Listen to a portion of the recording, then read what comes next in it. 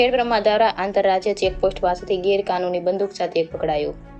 Khedbrahma police સ્ટેશનના PSI એવી જોશી તથા સ્ટાફના head constable Mohanbhai Somabhai, Jaydeepbhai Jitabhai, police constable Vikasbhai Kumar, Hasmukhbhai, Vasubhai Indubhai, Ginjalbhai Ramabhai તથા નિલેશભાઈ પ્રભુદાસ વગેરે પેટ્રોલિંગમાં હતા ત્યારે મોહનભાઈને મળેલ બાતમીના આધારે જાણ થઈ કે પઢારા ગામે મગવાણા ફળિયામાં રહેતો સુરેશ શંકરભાઈ પરમાર દેશી ફૂલડી ધાર બંદૂક ધરાવે છે અને તે બંદૂક લઈને નજીક આવેલ રાજસ્થાન બોર્ડર પાસે જંગલમાં છુપાવા જઈ રહ્યો છે.